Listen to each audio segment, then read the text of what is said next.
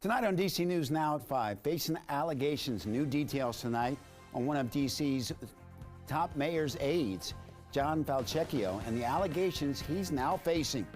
And stretching your dollar, if you're planning to travel anytime soon, we've got you covered. We'll have how you can save as you plan your next destination. And in just 24 minutes, it will become spring officially across the area. It's felt great today. Will it continue into your Tuesday? I'll have all the latest details and a look at your 7-day forecast, which does have some rain in it. Mark. And thank you for joining us for DC News Now at 5. I'm Mark Hall. New this afternoon, a man sentenced to life in prison in 1989 for his role in one of the largest crack cocaine operations in the region is now a free man. He was released today, according to his son. He spent 34 years in prison for a nonviolent drug offense, and according to a site created to advocate for his release documents in U.S. District Court, his sentence was reduced from life imprisonment to time served under the First Step Act of 2018. Well, in Virginia, an Alexandria couple has been charged, and it has been charged after their 11-month-old died of a fentanyl overdose, according to the Fairfax County Commonwealth Attorney. It happened in June of 2022, and police received a call saying the baby wasn't breathing. The baby died at the hospital, and the investigation revealed that the baby ate a fentanyl-laced pill found on the floor. Both parents are facing 3 felony charges, including child abuse and neglect and involuntary manslaughter. Their first day in court is set for this Thursday. An update tonight on Prince George's County, Maryland. The dog that was snatched by a woman in District Heights has been found. 5-year-old Canelo, who was taken on March 6th, has been reunited with her family after she was dropped off at a pet store on Donnell Drive. An employee called the police once the dog was dropped off. An investigation into the dog snatching is still ongoing. And we are learning new details tonight after the sudden departure of one of DC's mayor's top aides in her administration. Former Deputy Mayor and Chief of Staff John Falcecchio is being accused of sexual harassment by a DC employee. Now, many were caught off guard by the news last week that Falcecchio, who has been involved in the Bowser administration since 2014, was transitioning to the private sector. An attorney for the employee bringing forth the allegations gave a statement to DC News Now, saying in part, "It is our understanding that this behavior is long-standing," and the employee came forward to ensure accountability and to protect other women. Now, the law firm confirmed to DC News Now that they believe that this is, again, a long-standing issue with Falcecchio sexually harassing employees. Mayor Bowser says that her Office of Legal Counsel has launched an investigation into the circumstances of Falcecchio's departure, and we will have much more on the story coming up on DC News Now at 9. Well, Park police are releasing new details in the deadly shooting that killed 17-year-old Danelio Martin over the weekend. It started with a traffic stop, and Saturday morning, Park police say that they tried to pull Martin over while they were looking into reports of a stolen car. Now, at some point, an officer got into the car.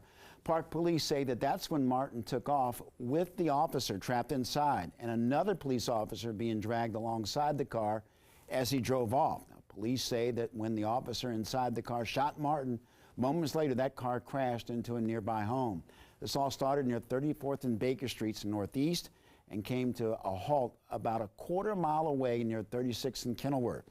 The 17-year-old was pronounced dead at the scene. The homeowner was inside when Martin crashed into the house, and he tells DC News Now that he feels lucky to be alive. He airborne and went straight into the house. Next thing I know, I heard something go boom. It didn't even hit me to realize I could have died.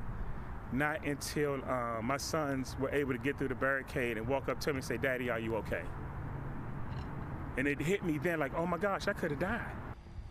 Well, as for both officers, both the one in the car and the one who was dragged alongside the car, they had non-life-threatening injuries, and at this point, U.S. Park Police have not released their names. Well, right now, there's an internal affairs investigation underway at the police department. No word on if and when we can expect to see any body camera footage from the moments leading up or after that shooting. Well, protesters are set to release video in the death of Ivo Otieno. Otieno died at a Virginia mental health facility on March 6th. Right now, 7 sheriff's deputies in Henrico County are facing charges in his murder. And he was allegedly smothered to death at Central State Hospital. He was admitted there when police say he became combative. They arrested him and took him to jail. The family's attorney says that he was left naked in his cell. My son was treated like a dog, worse than a dog. There's video footage of exactly what happened, and he was not agitated and combative. He was held down on the ground. The attorney plans to release surveillance video on Tuesday. Well, taking a live look outside on this first official day of spring. We mostly had sunny skies and highs in the low 50s.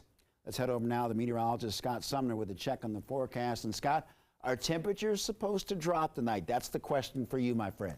And the answer to that is a simple yes, Mark. That is for sure. Yeah, we've got plenty of clear skies, lots of sunshine out there. When the sun sets tonight, after it, the temperature will start to go downhill just a bit, to say the least. We'll get into that in just a few minutes. But yeah, beautiful afternoon here. Can't beat that. Less wind, sunshine. Look at this, 52 degrees outside, and we had southerly breeze at about 10 miles an hour. That definitely beats the weekend where we had those north and northwesterly breezes kicking up. Sunsets at 7:20 tonight, and in just a few moments here, about 18 minutes ago, officially becomes your spring. The vernal equinox. We're giving about equal daylight, equal nighttime to the area. And you can see again clear skies across our area, beautiful weather. These clouds and showers off to the south, don't worry about them. They'll continue to move out into the Atlantic. Matter of fact, it's going to not only be chilly here, it's going to be chilly down in the Carolinas and deep south. If you have friends or family down that way, you might want to call them up and say, hey, bring in your plants, because there's going to be a little bit of frost down that way. But big picture shows that we have some warm weather in the 60s coming our way. Look at this. Kansas City, I would like to point your eyeballs to Kansas City and St. Louis. Both areas there at 60 degrees. And this air mass is going to continue to push the 50s away from us. And well, we'll get into a nice regime of weather here with temperatures well above average over the course of this week. Now, as far as tonight is concerned here, we're looking at 6 and 7 and 8 p.m., 52, 49, 48 degrees. And tomorrow, yeah, tomorrow's looking pretty good. The first full day of spring. Morning chill, but in the afternoon we'll get into the 60s. And of course, everyone wants to go to the cherry blossoms and see those down at the Tidal Basin. You don't need any harsh winters to have those cherry blossoms, or you don't want harsh winters for those cherry blossoms to fully blossom and look really, really good. Matter of fact, we have a live look outside with one of our Lynx cameras. Here we go. I'll step off on the side. You can see quite nicely. It's a beautiful afternoon to view those cherry blossoms. Mark? Hey, Scott, thank you. And speaking of cherry blossoms, the weather this year has made it a challenge predicting peak bloom for the district's iconic cherry blossoms. The National Park Service is expecting to be now this week.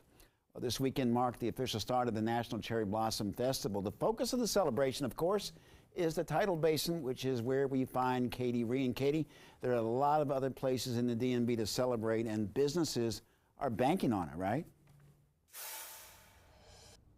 Yeah, absolutely. A number of businesses that talked to me today told me that any of their foot traffic increases anywhere from 20 to 30% because of peak bloom. Now, they're doing this, a lot of them are participating in this program called City in Bloom, meaning that there's a number of restaurants, businesses, stores, even hotels that are going to have those beautiful cherry blossom logos on their windows around their stores.